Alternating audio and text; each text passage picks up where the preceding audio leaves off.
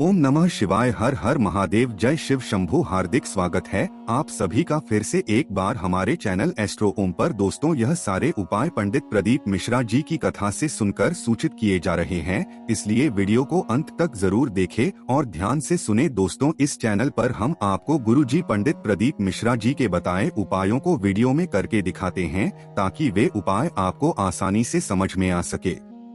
उसी श्रृंखला में हम आपको सावन अधिक मास की जो एकादशी तिथि आ रही है, उस दिन आपको कौन से 3 विशेष महा उपाय करना है, उनकी जानकारी देने वाले हैं।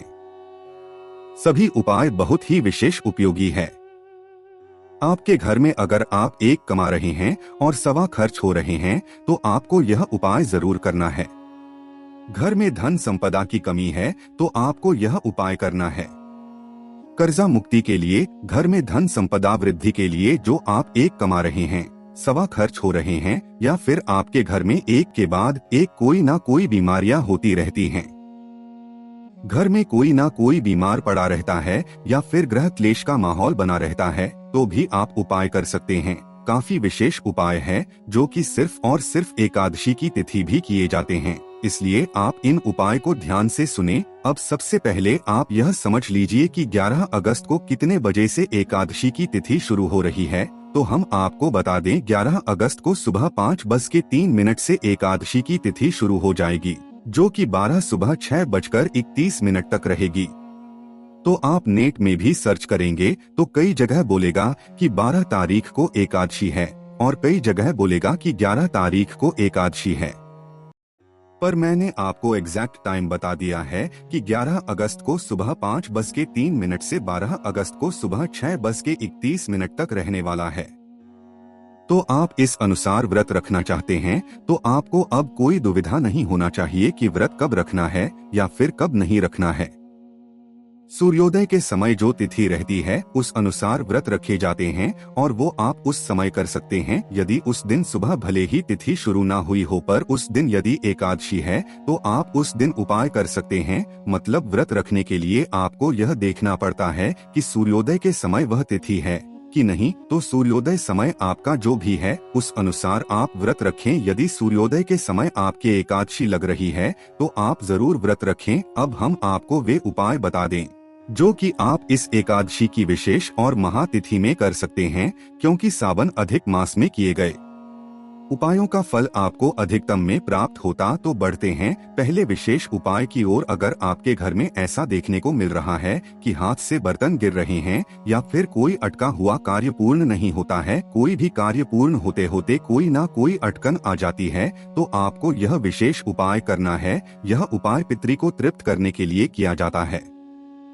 इसको उपाय को करने के लिए आपको पंचामृत लेकर और एक बेलपत्र लेकर शिवालय पहुंच जाना है। बेलपत्र को कैसे अर्पित करना है, वीडियो के माध्यम से देखकर समझ सकते हैं। डंडी शिवलिंग की ओर होना चाहिए। इस प्रकार से इस बेलपत्र को आपको शिवलिंग पे अर्पित करना है। आपने जो पंचामृत तैयार किया है, दूध, दही, घी, शक्कर और शहद का उपयोग करते हुए, उस पंचामृत को आपको इसी बेलपत्र के ऊपर श्री शिवाय नमोस्तु विहम या फिर नमः शिवाय या फिर ओम नमः शिवाय बोलते हुए अर्पित कर देना है।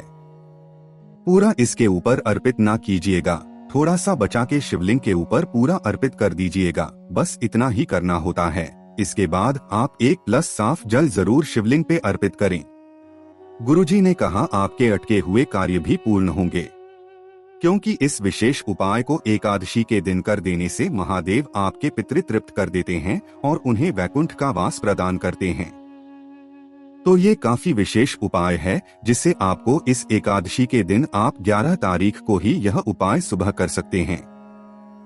बढ़ते हैं एकादशी के दिन किए जाने वाले अगले विशेष उपाय की ओर। आपको क्या करना है, शिवलिंग पे 2 कलश से जल अर्पित करना है, और 2 कलश से जल अर्पित करने के बाद आपको 3 बार सुधा सुधा सुधा बोल देना है।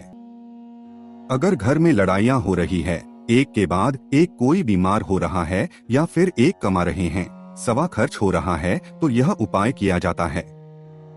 काफी सरल और आसान है। शिवलिंग में सभी जगह, मतलब गणेश भगवान, शरण, कार्तिक माता, शिवलिंग का कटी भाव और अंत में शिवलिंग के ऊपर जल अर्पित करना है। इसके बाद 3 बार ताली बजाते हुए बोल देना है, बस इतना ही करना होता है। अगर आपको आता है तो आप का भी पाठ कर सकते हैं। गुरुजी ने कहा, इस प्रकार से जो भी स्तोत्र या फिर 3 बार शोधा बोल देता है तो उसके जीवन से सभी प्रकार की दुविधाएं, सभी प्रकार की विपत्तियां दूर होती है और उसे जीवन में सुख समृद्धि देखने को मिलती है।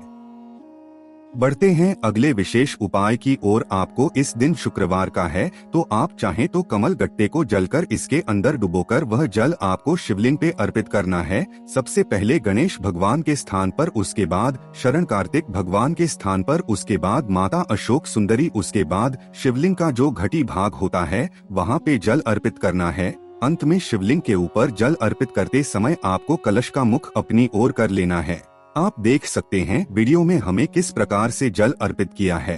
कलश का मुख आपको अपनी ओर इसलिए करना है क्योंकि ऐसा हम धन वृद्धि के लिए, लक्ष्मी प्राप्ति के लिए करते हैं। जब हम कलश अपनी ओर करते हैं तो गुरु जी ने कहा लक्ष्मी दौड़ी चली आती है। तो यह विशेष उपाय को आप इस शुक्रवार के दिन या फिर किसी भी शुक्रवार के दिन कर सकते हैं।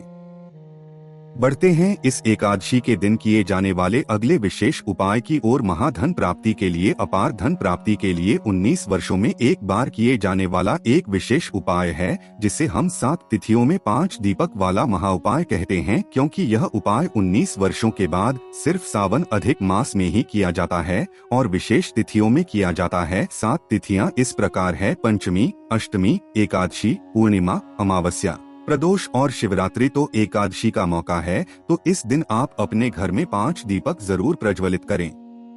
आप चाहे तो भगवान के मंदिर में, शिवालय या कोई भी मंदिर में जाकर 5 दीपक प्रज्वलित कर सकते हैं। और अगर आप घर पे कर रहे हैं तो घर पे भी प्रज्वलित कर सकते हैं। घर में भगवान के सामने 5 दीपक प्रज्वलित कीजिए। इसके बाद इन दीपकों को अपने घर के बाहर, जैसे दीपावली में रखते हैं, वहाँ ले जाके आप रख सकते हैं। बस इतना ही करना होता है। इस उपाय के बारे में हमने कई वीडियो बना दिए हैं। इस वीडियो में हम आपको ज्यादा विस्तार से नहीं बता रहे हैं। आपको लंबी बात करना है, घी का उपयोग करना है, इस बात का आप ध्यान रखें। अगर अभी भी आपके मन में एकादशी से संबंधित कुछ प्रश्न हो तो वे प्रश्न आप कमेंट के जरिए पूछ सकते हैं।